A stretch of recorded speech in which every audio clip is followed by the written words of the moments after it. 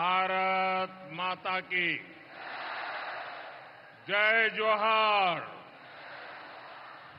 नमस्कार। बोरोरा आमार प्रणाम नेबेन। छोटोरा भालोबाशा। आप इतनी विशाल संख्या में यहां हमें आशीर्वाद देने आए हैं। मैं हृदय से बंगाल की जनता का अभिनंदन करता हूं। आज एवरेस्ट डे भी है। आज के दिन तेनजिंग नोर्गे जी ने एवरेस्ट पर अपना परचम लहराया था।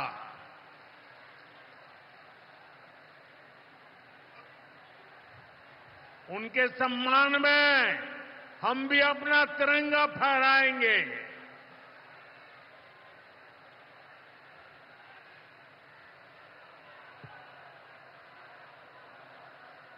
और आज ही महान स्वतंत्रता सेनानी रामानंद चटर्जी की जयंती भी है। ये महान संतानें हमें प्रेरित करती है, बड़े संकल्पों की सिद्धि के लिए हौसला देती है। साथियों, 21वीं सदी में भारत नए सामर्थ्य के साथ समृद्धि की नई गाथा लिख रहा है। आज देश का हर नागरिक भारत को विकसित राष्ट्र बनाने के लिए जुटा है, दिन रात जुटा है। और विकसित भारत बनाने के लिए पश्चिम बंगाल का भी विकसित होना बहुत जरूरी है। और इसलिए पश्चिम बंगाल को भी नई ऊर्जा के साथ जुटना है। बंगाल को फिर उसी भूमिका में आना होगा जो कभी यहां की पहचान थी। इसके लिए जरूरी है कि पश्चिम बंगाल फिर से नॉलेज का, ज्ञान विज्ञान का केंद्र बने। बंगाल मेक इन इंडिया का एक बहुत बड़ा सेंटर बने। बंगाल देश में पोर्ट लेड डेवलपमेंट को गति दे। बंगाल अपनी विरासत पर गर्व करते हुए, उसे संरक्षित करते हुए तेज गति से आगे बढ़े। साथियों, केंद्र की भाजपा सरकार इसी संकल्प के साथ काम कर रही है। भाजपा पूर्वोदय की नीति पर चल रही है। बीते दशक में बीजेपी सरकार ने यहां के विकास के लिए हजारों करोड़ों का निवेश किया है। अब से कुछ देर पहले यहां सिटी गैस डिस्ट्रीब्यूशन नेटवर्क का शुभारंभ भी हुआ है। केंद्र सरकार के प्रयासों से ही कल्याणी एम्स बना है।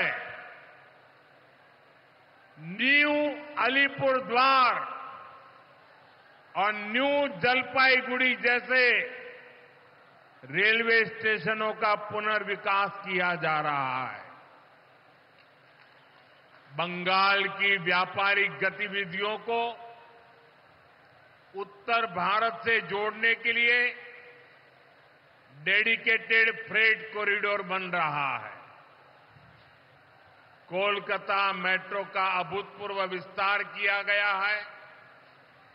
ऐसे अनेक प्रोजेक्ट हैं जो भारत सरकार यहां पूरे करवाने का प्रयास कर रही है। भाजपा सरकार ईमानदारी से सबका साथ सबका विकास के मंत्र को लेकर बंगाल की प्रगति के लिए समर्पित है, क्योंकि बांग्लार उदय तबई विकसित भारतेर जय। साथियों, ये समय पश्चिम बंगाल के लिए बहुत अहम है।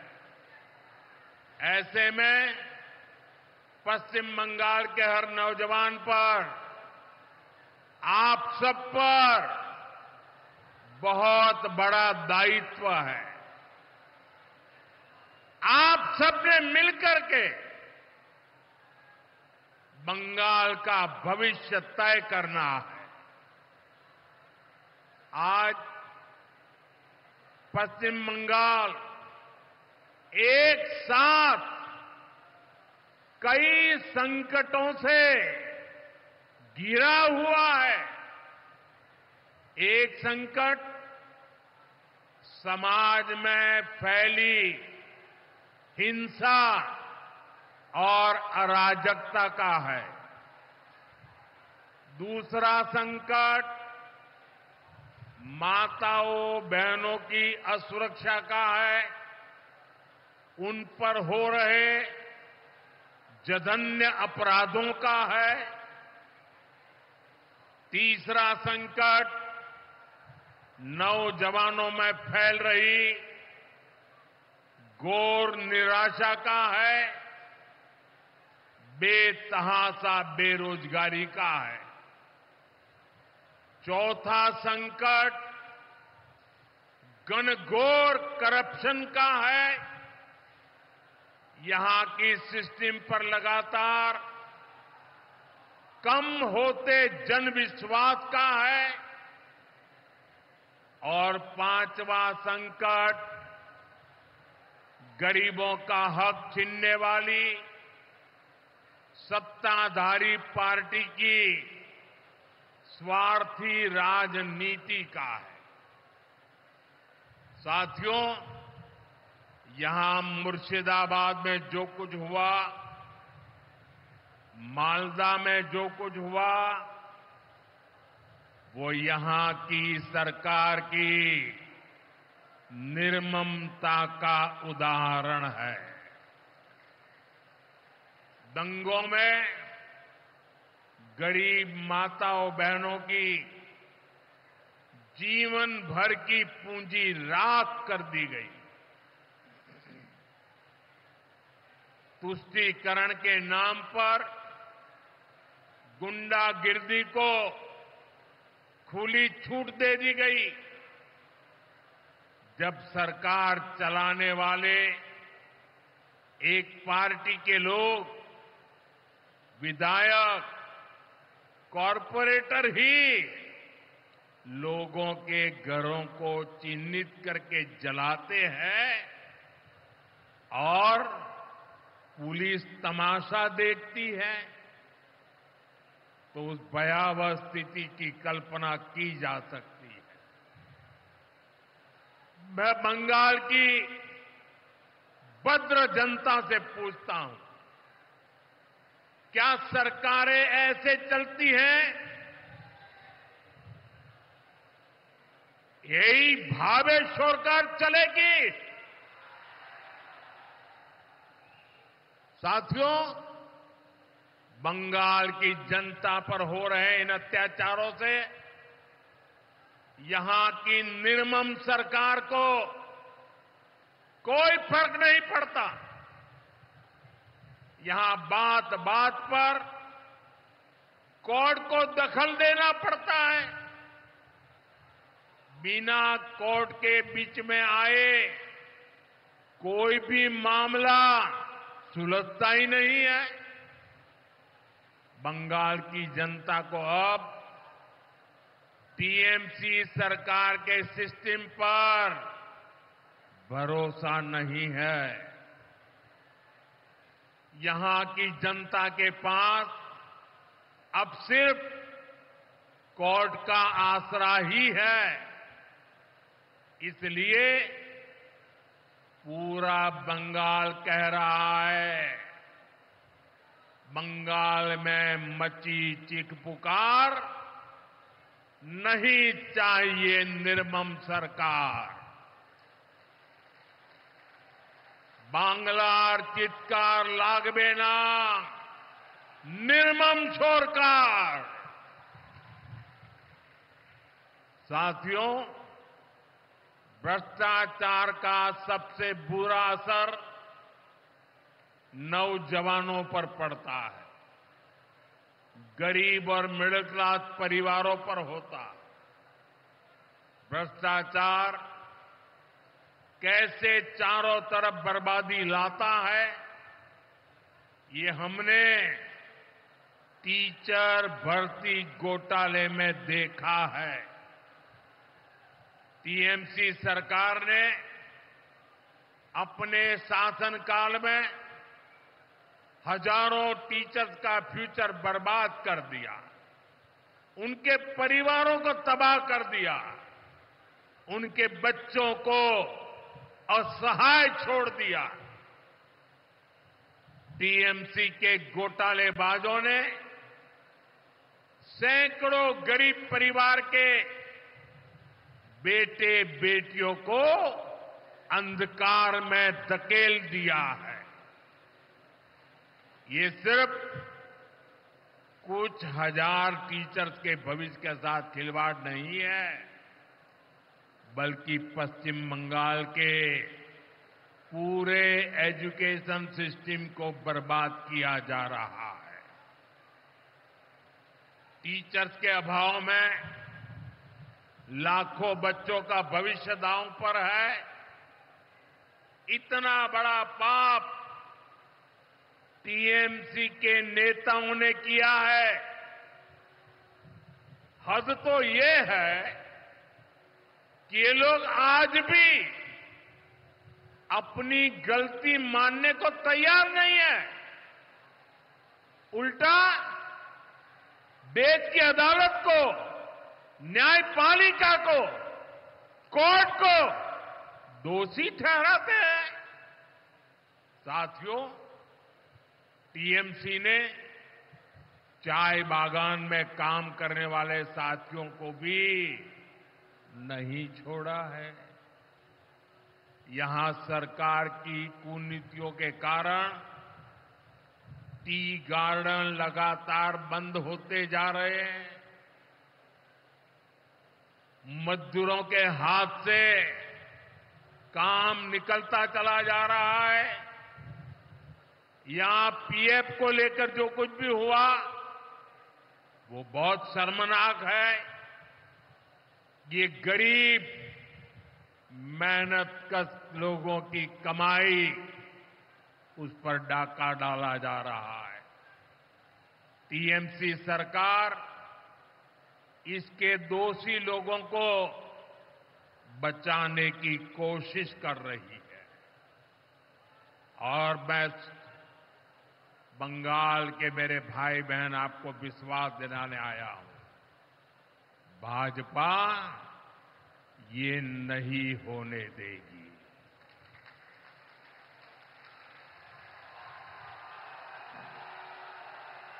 साथियों, राजनीति अपनी जगह पर है, लेकिन गरीब, दलित, पिछड़े, आदिवासी और महिलाओं से टीएमसी क्यों दुश्मनी निकाल रही है।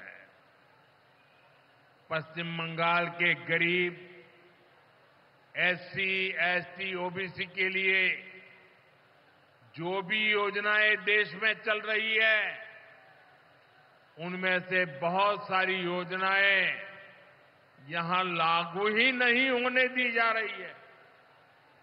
पूरे देश में करोड़ों लोगों को आयुष्मान योजना के तहत मुफ्त इलाज मिल चुका है, लेकिन मुझे दुख के साथ कहना पड़ रहा है, इसका फायदा पश्चिम बंगाल के मेरे भाई बहनों को नहीं मिल रहा। पश्चिम बंगाल का कोई साथी अगर दिल्ली, बेंगलुरु, चेन्नई गया है, उसको वहां मुफ्त इलाज नहीं मिल पाता है, क्योंकि निर्मम सरकार ने बंगाल के अपने लोगों को आयुष्मान कार्ड देने ही नहीं दिया। आज देश भर में 70 वर्ष से ऊपर के बुजुर्गों को 5 लाख रुपए तक मुफ्त इलाज की सुविधा मिल रही है। मैं तो चाहता हूं कि पश्चिम बंगाल में भी 70 वर्ष से ऊपर के सभी बुजुर्गों को मुफ्त इलाज की सुविधा मिले, लेकिन टीएमसी सरकार ये नहीं करने दे रही है।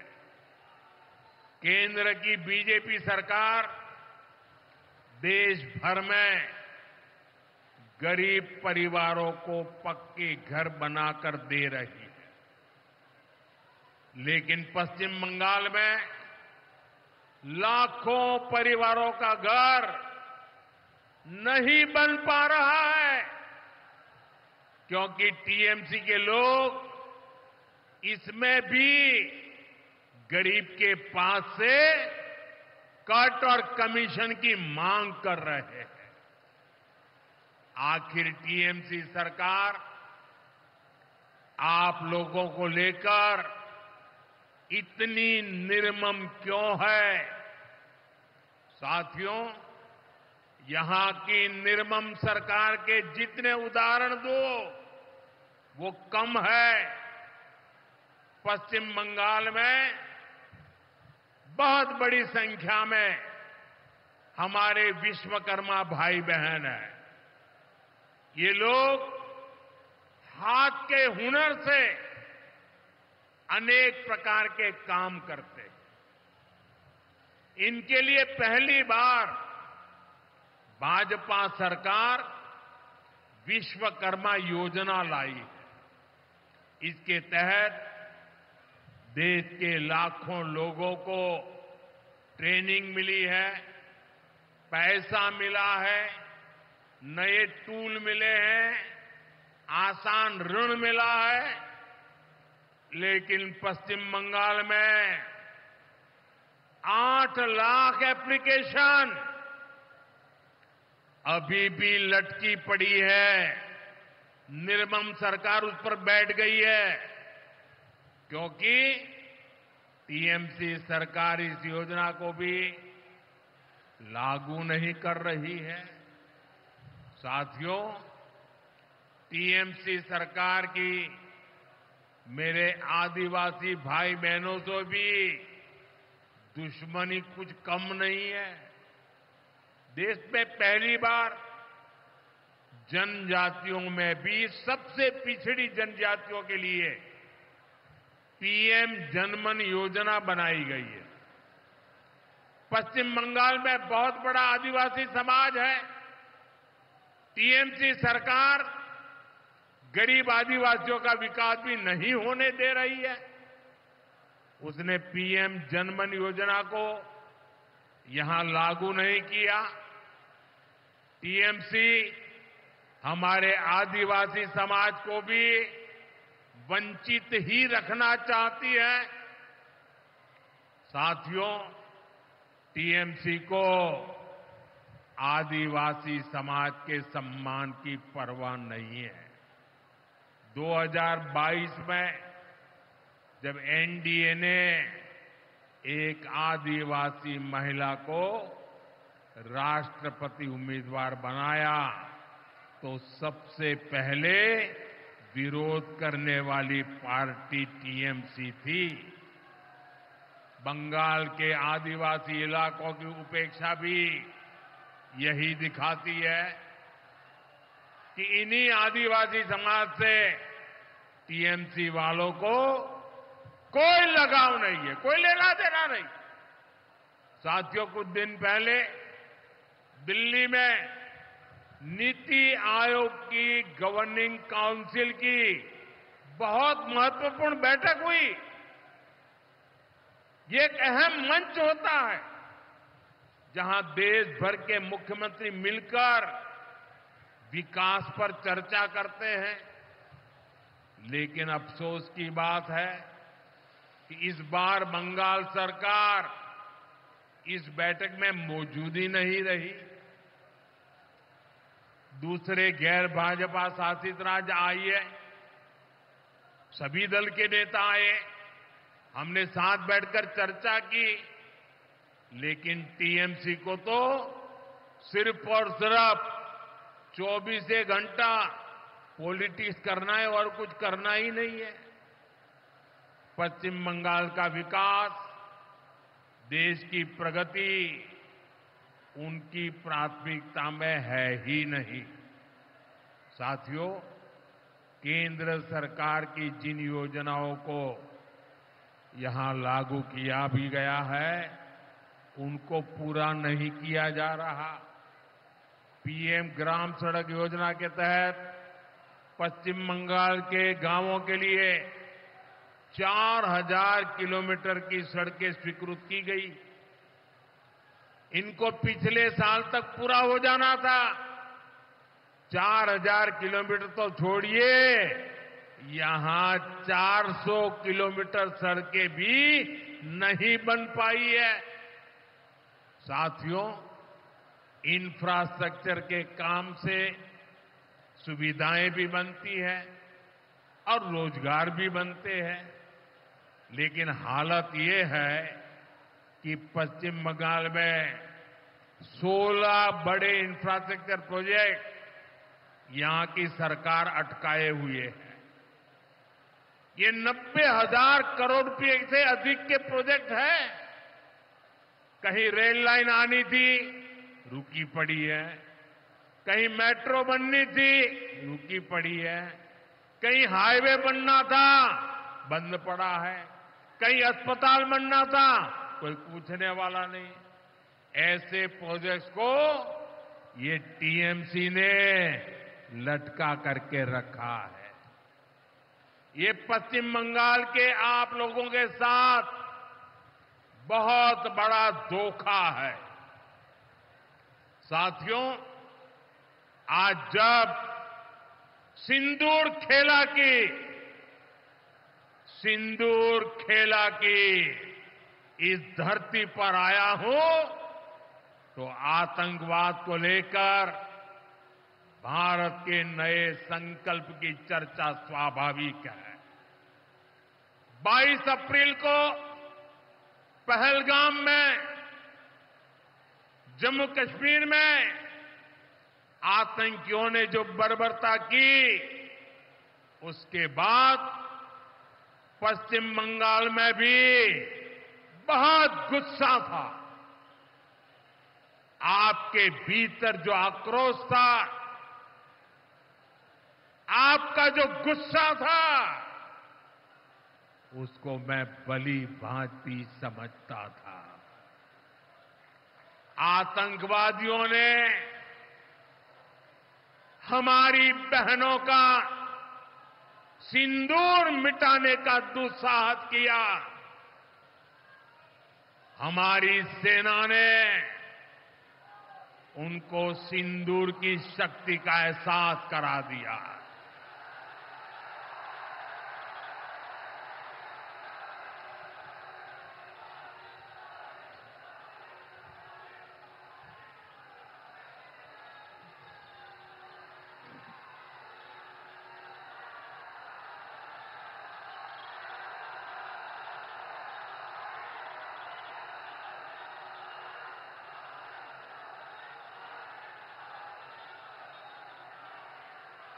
हमने आतंक के उन ठिकानों को तबाह किया जिनकी पाकिस्तान ने कल्पना तक नहीं की थी। साथियों, आतंक को पालने वाले पाकिस्तान के पास दुनिया को देने के लिए कुछ भी पॉजिटिव नहीं है। जब से वो अस्तित्व में आए हैं तब से ही उसने सिर्फ आतंक को पाला है। 1947 में बंटवारे के बाद से ही उसने भारत पर आतंकी हमला किया। कुछ सालों के बाद उसने यहां पड़ोस में आज के बांग्लादेश में जो आतंक फैलाया, पाकिस्तान की सेनाओं ने जिस प्रकार बांग्लादेश में रेप किए, मर्डर किए, वो कोई भूल नहीं सकता। आतंक और नरसंहार ये पाकिस्तानी सेना की सबसे बड़ी एक्सपर्टाइज है। जब सीधा युद्ध लड़ा जाता है तो उसकी हार तय होती है, उसका पराजय निश्चित होता है, उसको मुंह की खानी पड़ती है। यही कारण है कि पाकिस्तान की सेना आतंकियों का सहारा लेती है। लेकिन पहलगाम हमले के बाद अब भारत ने दुनिया को बता दिया है, भारत अब आतंकी हमला हुआ,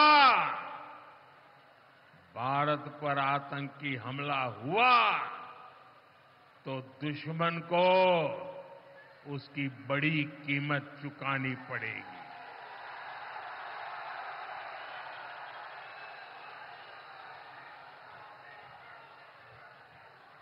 और पाकिस्तान समझ ले, 3 बार घर में घुस करके मारा है तुम्हें।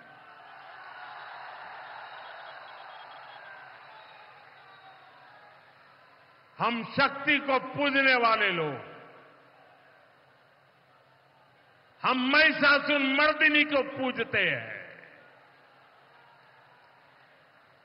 बंगाल टाइगर की इस धरती से 140 करोड़ भारतीयों का ऐलान है। ऑपरेशन सिंदूर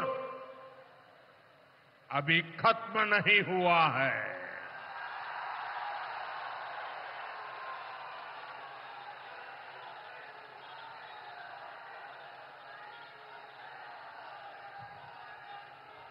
साथियों,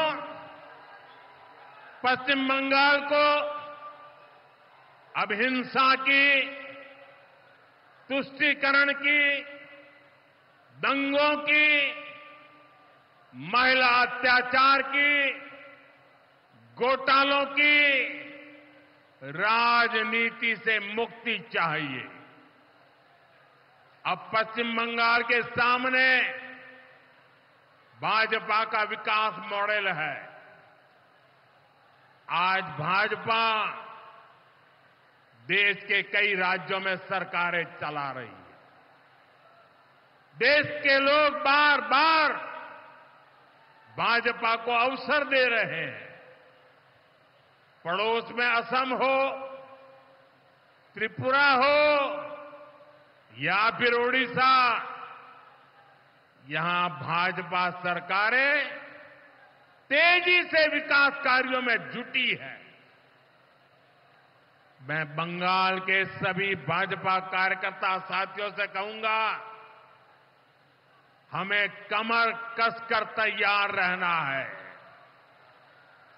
हमारे सामने एक बड़ी चुनौती है कि लोकतंत्र पर पश्चिम बंगाल की जनता के विश्वास को फिर से कैसे बहाल करें।